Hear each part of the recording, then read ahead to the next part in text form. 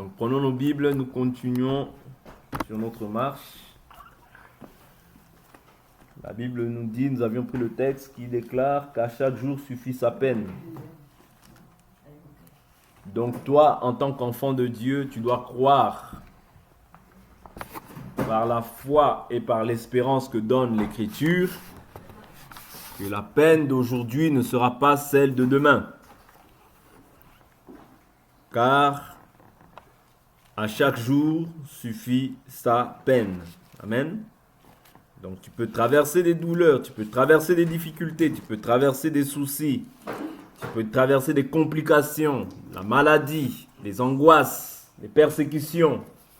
Il faut toujours que tu te dises dans ta tête que à chaque jour suffit sa peine. Amen. C'est-à-dire la peine d'aujourd'hui ne sera pas celle de demain. La Bible est claire. Psaume 34, verset 20, retenez ces passages. L'Écriture dit « Plusieurs malheurs atteignent le juste, mais de tous l'Éternel l'en délivre. » Vous voyez? Donc, il ne faut jamais perdre espérance. Il ne faut jamais perdre espoir, même lorsque tu traverses des moments difficiles. Il faut toujours recommander ton sort à l'Éternel et placer en lui ta confiance, et c'est lui qui agira. L'Éternel a la capacité de pouvoir restaurer la situation que tu traverses, qui te semble être difficile. L'Éternel peut transformer ça en chose facile. L'Éternel peut ôter toutes les montagnes qui s'élèvent dans ta vie. Rien n'est impossible à Dieu. Rien n'est impossible aussi à celui qui croit. Vous voyez? C'est-à-dire que des fois, ce n'est pas Dieu, des fois c'est nous. Vous voyez? C'est même pas Dieu, mais c'est souvent nous. Pourquoi? Je m'explique. Parce que souvent, Dieu est prompt à pouvoir faire l'action. Mais des fois, nous nous décourageons. Voilà pourquoi il faut toujours que tu sois encouragé. Il faut toujours que tu sois, c'est-à-dire même si il y a le problème, que tu ne fasses comme s'il n'y avait pas de problème. Même s'il y a des difficultés, mais que tu fasses comme s'il n'y avait pas de difficultés. Même si ça ne va pas, mais que tu fasses comme si ça allait. Souvenez-vous, j'aime beaucoup prendre cet exemple-là, la femme de Sunem, lorsque son fils était mort et que son mari lui dit « Où vas-tu » Vous voyez? Elle ne commence pas à paniquer. Vous voyez, parce que si c'est les gens d'aujourd'hui, commenceront à paniquer, à dire « Oh non, là ça ne va pas, là ceci, cela. » Non, elle, ce qu'elle a fait, elle a dit « Tout va bien. » Vous voyez, elle est partie voir l'homme de Dieu qui lui avait fait la promesse. Vous comprenez? Donc c'est ça. C'est-à-dire un enfant de Dieu doit apprendre à relativiser. Même lorsque les choses paraissent ne pas aller, même lorsque les choses paraissent paraissent bloquées, vous comprenez? Tu dois toujours confesser la victoire, tu dois toujours confesser la parole. C'est très important parce que c'est en élevant la parole que la parole aussi va se glorifier aussi dans ta vie. C'est très important. Ce sont des principes de base qu'il faut comprendre dans la marche en Christ Jésus. Je vais prendre juste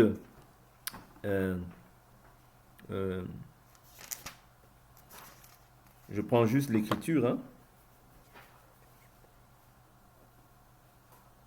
Je prends juste l'écriture de la femme de Sunem. Je crois que c'est 2 Rois 4, le verset 18. Verset 17. Cette femme devint enceinte, elle enfanta un fils à la même époque, l'année suivante, comme Élisée le lui avait dit. L'enfant grandit. Un jour qu'il était sorti vers son père auprès des moissonneurs, il dit à son père, ma tête, ma tête. Le père dit à son jeune serviteur, porte-le à sa mère. Le serviteur l'emporta et l'amena à sa mère. L'enfant resta sur les genoux de sa mère jusqu'à midi, puis il mourut. Elle monta, le coucha sur le lit de l'homme de Dieu, ferma la porte sur lui et sortit. Elle appela son mari et dit, envoie-moi, je te prie, un des jeunes serviteurs et une des ânesses. Je cours chez l'homme de Dieu et je reviens. Il dit, pourquoi vas-tu aujourd'hui chez lui? Ce n'est ni nouvelle lune, ni sabbat. Elle répondit, tout va bien. Amen. Ça, c'est simplement pour nous exhorter et pour nous encourager à prendre toujours courage. Les situations difficiles pour toi ne sont pas difficiles pour Dieu. Les choses qui paraissent impossibles à l'homme ne sont pas impossibles à Dieu. Retiens ça et mets-le en pratique pour ta marche. Tu verras que ces choses-là, plus tu les mets en pratique, plus aussi ta foi va grandir. Parce que quand tu verras une montagne s'ébranler, tu auras foi encore que la deuxième montagne aussi qui s'élèvera dans ta vie pourra aussi s'ébranler de la même manière. Amen. Donc continuons sur notre thème, À chaque jour suffit sa peine. Nous avions parlé de cette écriture. De cette écriture qui est dans le livre de Matthieu. Matthieu chapitre 6. Ici, ça concerne les inquiétudes et tout ce que l'homme peut développer dans son cœur. Ok? On avait vu qu'on ne peut pas servir 2 maîtres à la fois.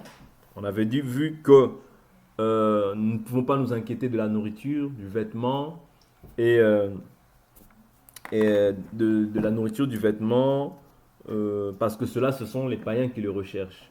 Vous voyez? Mais nous, notre Père Céleste, sait de quoi nous avons besoin. Ok?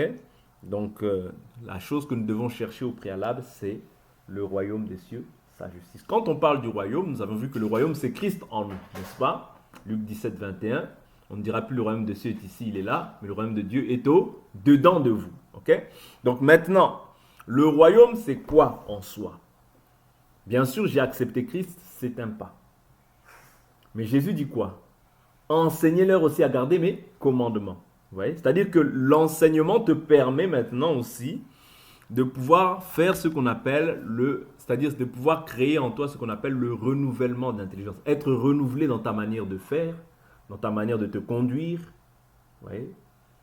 Et tout ça pour but, le but final de cela, c'est pourquoi on parle du renouvellement de l'intelligence, c'est afin que le caractère de Christ soit manifesté en toi. Autrefois tu volais, maintenant tu as abandonné ça. Autrefois tu trichais, maintenant tu abandonnes la tricherie. Autrefois tu étais menteuse, maintenant tu t'efforces par le Saint-Esprit à abandonner ces choses-là. Parce que ce n'est pas par tes propres efforts, n'oublie jamais ça. Dès lors où tu mets tes efforts dans les choses de Dieu, c'est fini. C'est-à-dire, ta justice, elle devient un habit souillé. Parce que la Bible nous dit la justice de l'homme est un habit souillé devant Dieu. Vous comprenez? C'est-à-dire, la justice de l'homme n'apporte jamais ta justice. Vois toujours tous les actes de justice que tu poses, mets toujours Christ au centre de tout ce que tu fais. Parce que sinon, cela va créer en toi l'orgueil. Est-ce que vous comprenez? Quand tu ramènes ta propre justice, moi, l'orgueil monte directement. Parce que celui qui veut la gloire, c'est ta chair. Et Satan va flatter encore ton ego pour que tu puisses bien tomber par la suite. Est-ce que vous comprenez? Voilà pourquoi quand tu t'élèves, Dieu s'assure c'est-à-dire Dieu va créer une situation pour que tu puisses tomber. Voilà pourquoi dès lors où tu mets tes œuvres en avant, sans pour autant mettre au préalable la croix, voilà pourquoi quand tu fais quelque chose, non pas moi, mais la grâce de Dieu qui a agi en moi. J'ai fait ça par la grâce de Dieu. J'ai fait ça par la grâce de Dieu. N'oubliez jamais ça. Ce sont des principes qu'un enfant de Dieu doit s'efforcer à dire, à faire, pour que la gloire ne revienne pas à lui, mais pour que la gloire revienne à celui qui l'a racheté. Parce que si aujourd'hui tu es juste, ce n'est pas par tes efforts. Il y a des gens qui s'efforcent dans les religions à être justes, mais ils ne le sont toujours pas et ils ne le seront jamais tant qu'ils resteront dans ces religions-là. Pourquoi? Parce que la justice, par excellence, c'est Christ. C'est lui qui a été trouvé juste devant Dieu, sans tache, sans péché. Voilà pourquoi quand tu rentres en lui, tu es déclaré saint. Pas par tes efforts, mais parce que lui est saint et il t'accorde maintenant sa nature qui est sainte, afin que toi aussi maintenant tu puisses produire du fruit digne de la repentance. Éphésiens 2.10, l'Écriture nous dit, lis Éphésiens 2.10, lis Éphésiens 2.10, vite.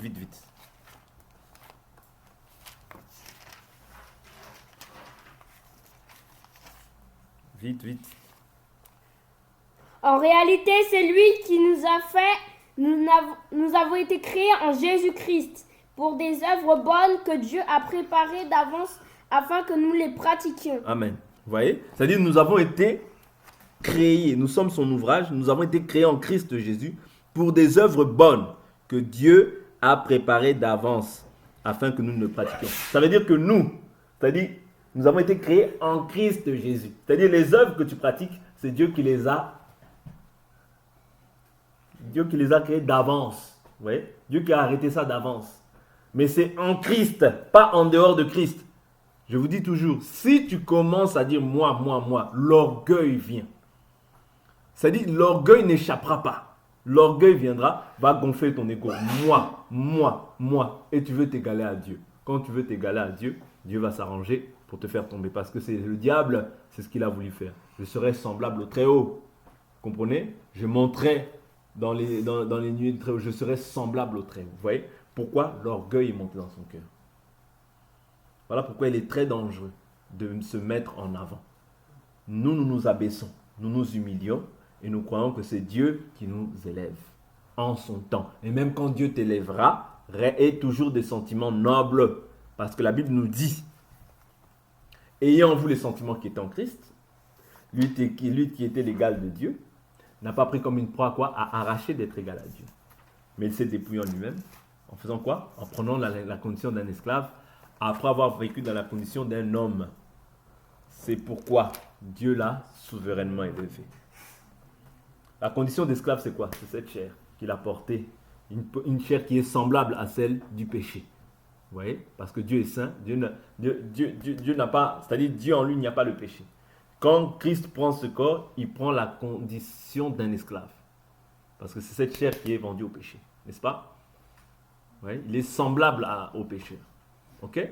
Donc, c'est en cela que nous devons toujours avoir des sentiments nobles. D'où l'importance de l'enseignement pour pouvoir te créer en toi des sentiments nobles, des sentiments purs.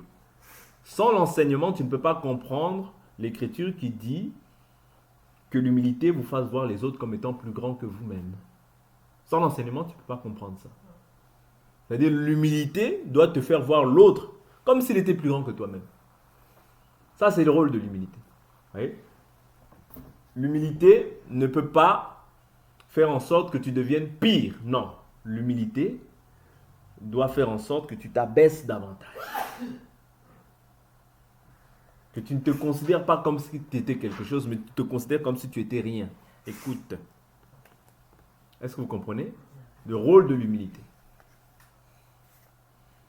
Sans l'humilité, si tu n'es pas humble, c'est-à-dire que le travail au niveau du renouvellement de l'intelligence n'a pas été correctement fait. Le travail de l'enseignement n'a pas encore été bien fait en toi. Voilà pourquoi tant que tu n'as pas fini encore avec ça, Dieu encore doit faire un travail dans ta vie. Afin de te briser pleinement et que Christ soit pleinement glorifié en toi. Est-ce que vous comprenez? Parce que le travail du renouvellement de l'intelligence, c'est ça. C'est afin que tu puisses maintenant manifester le caractère de Christ, la vie de Dieu. Que quand on te voit, on voit Dieu. Parce que la Bible nous dit quoi? Mon oint respirera la crainte de l'Éternel. C'est-à-dire que quand on te voit, on sent que toi, vraiment, il y a la crainte de Dieu en toi. C'est-à-dire que ce n'est pas quelque chose que tu dois exposer. Moi, je suis chrétien. Non. Aujourd'hui, on parle beaucoup. Pourquoi? Parce qu'on ne ressent pas la vie des chrétiens. Mais quand les premiers disciples marchaient, les gens les appelaient chrétiens. Pourquoi? Parce qu'ils voyaient Christ en eux. Comprenez? C'est ça le travail de l'enseignement. C'est-à-dire que bien sûr tu as reçu Christ, mais maintenant on doit t'apprendre à marcher dans la maison de Dieu qui est la colonne et l'appui de la vérité. Si je tarde, tu sauras comment il faut se comporter dans la maison de Dieu. Vous voyez? C'est-à-dire qu'il y a une attitude à adopter lorsqu'on prétend être maison de Dieu. Parce que toi et moi, nous formons maintenant une maison spirituelle. Mais individuellement, nous sommes le temple de Dieu. C'est-à-dire Dieu habite en toi, Dieu habite en moi par son esprit. Mais quand nous nous rassemblons, nous nous édifions et nous formons une maison spirituelle. Afin d'offrir des victimes spirituelles agréables à Dieu par Jésus-Christ. Est-ce que vous comprenez? Est-ce que vous comprenez? C'est ça le but de l'Église. Ça veut dire que quand nous nous édifions, nous sommes en train d'ajouter encore une pierre à l'édifice. Parce que plus l'édifice grandit, plus l'édifice devient beau. Or, la beauté dont nous parlons ici, c'est-à-dire l'abandon du péché. C'est plus tu t'éloignes du péché, plus tu deviens, c'est-à-dire à l'image de Dieu. Est-ce que vous comprenez? Est-ce que vous comprenez? Tu deviens à son image et à sa ressemblance. L'image de Dieu, c'était Jésus, n'est-ce pas? Il est l'image visible du Dieu invisible. C'est-à-dire que toi, tel il est, tel nous sommes. C'est-à-dire, plus maintenant la maison est édifiée, plus maintenant on doit voir Christ formé en toi, n'est-ce pas? Est-ce que vous comprenez? Plus nous édifions, plus la maison est bâtie, plus la maison est assise, moins elle sera ébranlée, Et plus nous voyons le Fils maintenant manifestant pour toi. Parce que maintenant, ce que nous devons voir, nous, c'est Christ crucifié en toi. Vous voyez? Christ crucifié en toi. C'est-à-dire, on ne peut plus voir l'ancien toi. Non, l'ancien toi, nous n'en avons plus besoin. C'est ça le rôle du renouvellement de l'intelligence. Ne vous conformez pas au siècle présent, mais soyez transformés. C'est-à-dire, ce n'est pas un déguisement, non, c'est une transformation. Ouais. C'est la même chose, c'est-à-dire nous avons été recréés en Christ Jésus. Tu as été recréé, tu es passé par la nouvelle naissance, c'est-à-dire c'est une nouvelle naissance qui s'est produite. C'est-à-dire Dieu a ôté le cœur de pierre et il t'a donné un cœur de chair, un cœur repentant, un cœur pur. Oui. Est-ce que vous comprenez? Mais quand je pêche, je me repens. Oui. Un cœur pur. Est-ce que vous comprenez? Oui. C'est ça. C'est-à-dire par le renouvellement de l'intelligence, on doit pouvoir maintenant manifester la vie de Dieu. Par le renouvellement de l'intelligence, on doit pouvoir voir Dieu en toi.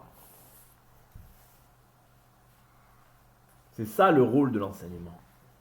Voilà pourquoi, lorsque Pierre est abordé par cette jeune servante, qu'est-ce qu'elle lui dit?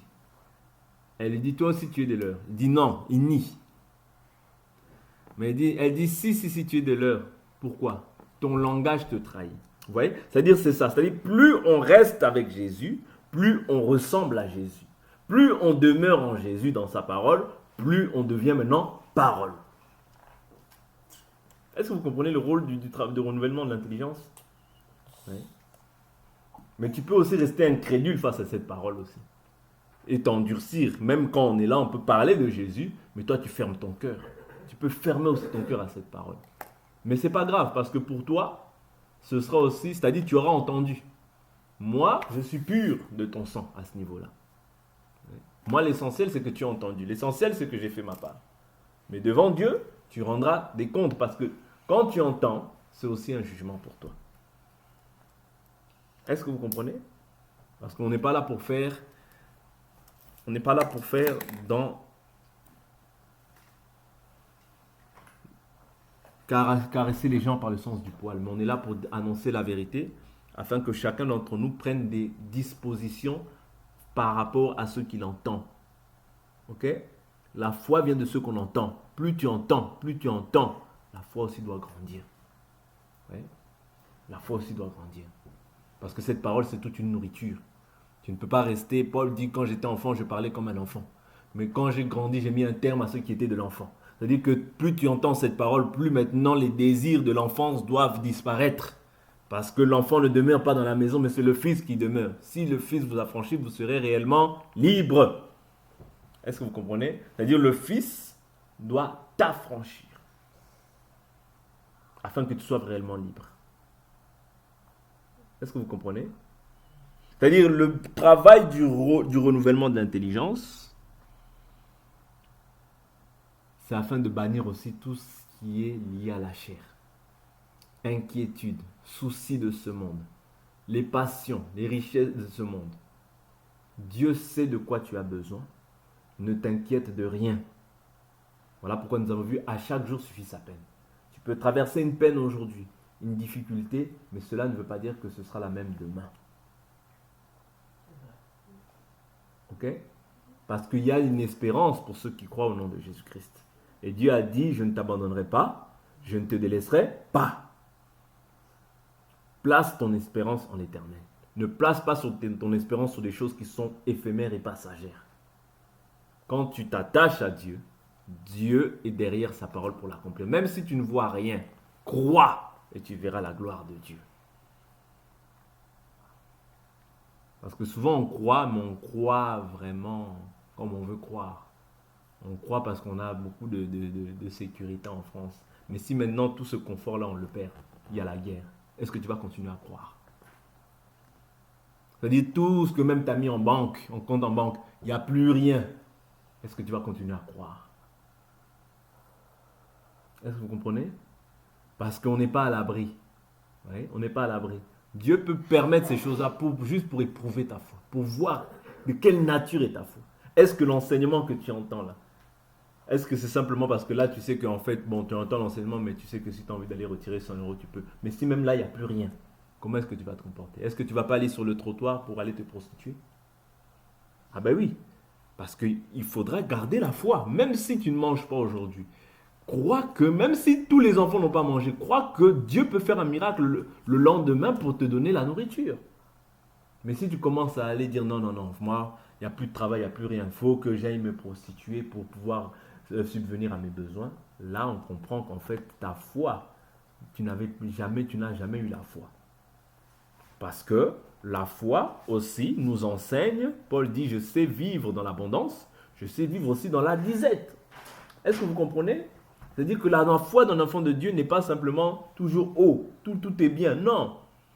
Il y a des angoisses, il y a des persécutions, mais toutes ces choses-là, dans toutes ces choses-là, rien ne nous séparera de l'amour de Dieu. Ni la mort, ni la vie, ni la persécution, ni la faim, ni la soif, ni le dénuement, ni les anges, ni la mort. Rien, rien. Quand on dit rien, c'est rien. Mais quand toi tu vas, si par exemple il y a la guerre en France maintenant, tu vas, non, tu cherches la facilité, tu commences à aller voler, tu n'avais pas la foi. C'est-à-dire que tu avais la foi parce que tu avais un confort. C'est-à-dire le confort, en fait, camouflait en fait le manque de foi que tu avais. Mais quand ces choses-là, je prie que Dieu nous garde, mais si ces choses-là même partent, garde l'enseignement. Ah, je n'ai pas mangé pendant 2 jours, garde l'enseignement. Dieu pourvoira. C'est pas pour rien qu'on l'appelle Yahvé Jiré, il est l'Éternel qui pourvoit. C'est-à-dire quand tout paraît fini, Dieu pourvoit. Sa main n'est pas courte pour sauver. Et ça, il faut le croire. C'est-à-dire quand tu seras dans toutes les situations de ta vie, crois que ce n'est pas la fin. Crois que même si tu as tout perdu, ce n'est pas la fin. Est-ce que vous comprenez? En Israël, à Samarie, il y avait la famine. C'est-à-dire, il y avait la famine au point où vraiment les gens même mangeaient leurs enfants. Oui, ça c'est 2 Rois 6, je crois. Il y avait la famine. Mais, il y avait le prophète aussi. Le prophète a dit, demain, à la même heure. Oui. Demain, à la même heure. Il y aura de quoi manger, il y aura des choses. C'est 2 Rois 6, je crois. Je ne veux pas tout lire. Et demain aussi, Dieu a permis qu'il puisse y avoir de la nourriture en Israël. Vous comprenez? C'est pourquoi tu dois croire, même dans les moments les plus difficiles, que Dieu ne t'abandonne pas, il ne te délaisse pas. C'est ça le rôle de renouvellement de l'intelligence. Arrêtez de penser avec tes 5 sens. Arrêtez de penser comme tu pensais autrefois. Mais pensez maintenant comme Dieu pense. Voir comme Dieu voit. Espérer comme Dieu, c'est-à-dire voir, espérer au-delà de toute espérance, comme cela fut le cas d'Abraham en son temps. Est-ce que vous comprenez? Ne vous conformez pas au siècle présent, mais soyez transformés par le renouvellement de l'intelligence. Parce que tu peux te conformer au siècle présent si tu ne vois rien bouger. Est-ce que vous comprenez? Ce n'est pas pour rien que la Bible nous dit, je vous exhorte par les compassions de Dieu. À d'abord quoi? Offrir. Parce que quand tu offres, tu ne peux plus récupérer. N'est-ce pas? Quand tu offres, tu ne peux plus récupérer. Ce n'est pas pour rien que c'est mis dans cet ordre. Je vous exhorte par les compassions de Dieu à offrir, premièrement, vos corps comme un sacrifice vivant. Premièrement, il dit quoi? Saint. Agréable à Dieu. Ce qui sera de votre part un culte raisonnable. C'est-à-dire le culte qu'on rend à Dieu, le culte de piété qu'on rend à Dieu, c'est un culte d'abord où on s'offre à Dieu. C'est-à-dire j'offre mon corps, mon âme, mon esprit totalement à Dieu. Maintenant, il dit quoi? Je vous exhorte par la compassion de Dieu à offrir vos corps comme un sacrifice vivant, saint. Ce n'est pas partout où il y a la sainteté. Ce n'est pas toute église où il y a la sainteté. La sainteté voudrait dire demeurer dans ce qui est écrit. Dieu est saint. Moi, quand je demeure en Dieu, je deviens aussi saint. C'est-à-dire, il m'impute sa sainteté, sa justice. Oui. Est-ce que vous comprenez? C'est-à-dire, j'offre ma vie. Parce que tant que tu n'offres pas ta vie, tu ne peux pas être saint. Tant que tu n'offres pas ta vie, tu ne peux pas rendre un culte à Dieu. Non. Est-ce que vous comprenez? Pour rendre un culte à Dieu, il faut au préalable offrir sa vie comme un sacrifice vivant. Ouais. C'est-à-dire, je me suis sacrifié, j'offre ma vie. C'est-à-dire, ce n'est plus moi qui vis, mais c'est Christ qui vit en moi. Ma vie, je ne la considère plus, mais maintenant, je considère Christ et son sacrifice à la croix. Voilà pourquoi moi aussi, voilà pourquoi Paul dit, je suis crucifié avec le Christ. Ce n'est plus moi qui vis, c'est Christ qui vit en moi. C'est-à-dire, quand toi, tu acceptes Christ, tu es crucifié avec lui. Tu as offert ta vie. De même que Christ a donné sa vie, toi aussi, tu as offert ta vie. Est-ce que vous comprenez? C'est-à-dire que c'est ça les prémices qu'on doit voir dans la vie d'un enfant de Dieu. D'abord, tu as offert ta vie. Si tu n'as pas offert ta vie, Christ va te demander, dit, arrête ça. Oh non, oh non. Tu n'as pas offert ta vie. Tu n'as pas encore offert ta vie. C'est-à-dire que quand tu offres ta vie, c'est-à-dire que tu offres totalement ta vie. C'est-à-dire ma vie ne m'appartient plus, quoi. C'est comme ça que tu seras docile, facile. C'est-à-dire Christ va te dire, non, ça, non. D'accord. Pourquoi? Parce que tu as offert. Mais tant que tu n'as pas offert, tu gardes ta vie. Est-ce que vous comprenez? Voilà pourquoi l'Écriture dit, celui qui veut garder sa vie fait quoi? La perd. Mais celui qui perd sa vie dans ce monde, la retrouve. C'est-à-dire le préalable, au préalable, offrir ta vie. Pas comme tu veux. Non. Alors moi, j'offre ma vie, mais je donne ça, je donne mon bras, mes pieds. Non. Quand tu t'offres comme un sacrifice vivant. L'Holocauste, quand on l'offrait en entier, c'est-à-dire brûlé en entier. Est-ce que vous comprenez? Il était consumé, passé par le feu dans son entièreté. Mais si tu offres ta vie à moitié, même quand tu rends un culte à Dieu, tu ne rends pas un culte qui est agréable au Seigneur. Parce que c'est d'abord, ce que Dieu agrée, c'est d'abord ta vie. La première offrande que Dieu agrée, c'est d'abord ta vie. Et secondement, il faut que ce soit un culte qui soit saint. Ouais, un culte qui soit saint. C'est-à-dire, si le culte n'est pas saint, ça veut dire que le culte ne demeure pas, en fait, dans la doctrine qui a été posée par les apôtres.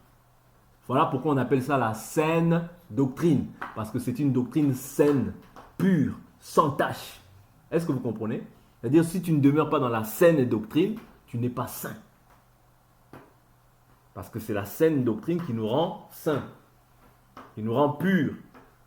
La saine doctrine voudrait simplement dire qu'elle est sans tache, elle est pure. Est-ce que vous comprenez? Donc, si tu n'as pas offert ta vie, c'est inutile. Ce que la Bible nous dit, soyez transformés par le renouvellement de l'intelligence afin de discerner. Oui? C'est-à-dire, quand on est transformé par le renouvellement de l'intelligence, c'est afin de discerner ce qui est bon, agréable, parfait. C'est-à-dire que le renouvellement de l'intelligence, il s'effectue par l'enseignement. Est-ce que vous comprenez? Par l'enseignement, c'est ce qui crée maintenant, qui produit le renouvellement de la pensée. Autrefois, je pouvais mentir, je dis, ben c'est rien. Aujourd'hui, tu ne peux pas mentir parce que tu vas dire. C'est-à-dire, le Saint-Esprit, tu vas comprendre que, l'action que j'ai faite là, j'ai attristé le Saint-Esprit. Vous voyez? Le Saint-Esprit ne te convaincra pas de péché, de justice et de jugement. Non, ça c'est faux. Il convainc le monde, pas toi. Toi, tu attristes le Saint-Esprit dans ta conduite. Est-ce que vous comprenez? Donc quand tu attristes le Saint-Esprit, la chose que tu dois faire, Seigneur, pardonne-moi de l'action que j'ai commise. Si nous confessons nos péchés, il est fidèle et juste pour nous les pardonner, pour nous purifier de toute injustice. C'est très important de comprendre ça. Donc, voilà un peu ce que nous devons comprendre. Le renouvellement de l'intelligence dans l'homme intérieur. Oui. Afin que l'homme intérieur puisse maintenant influencer l'homme extérieur. Parce que quand l'homme intérieur c'est-à-dire quand l'âme prospère, elle va influencer la chair. Oui. Je désire que tu sois en bonne santé, que tu prospères à tous égards, comme prospère l'état de ton âme. Vous voyez? Comment est-ce que mon âme prospère? Par la parole, par la prière. C'est les armes que Dieu a disposées dans la vie de l'homme pour que l'homme puisse prospérer dans l'âme Et comme tu prospères dans l'âme, c'est-à-dire l'âme maintenant va ordonner à la chair de prospérer. Est-ce que vous comprenez? C'est un cheminement. C'est un cheminement. Mais si ton âme ne prospère pas, facilement aussi ta chair ne prospérera pas. D'où l'importance du renouvellement de l'intelligence. Les gens négligent ces choses-là, pensant que l'enseignement c'est rien. Non, ce n'est pas rien. Parce que même si tu lis la Bible, il faut que tu saches comment placer chaque chose à sa place. C'est-à-dire, je peux lire la Bible, oui. Ah, j'ai compris par l'enseignement ça. Ah non, ça c'est comme ça. Vous voyez? C'est-à-dire, je ne lis pas en désordre.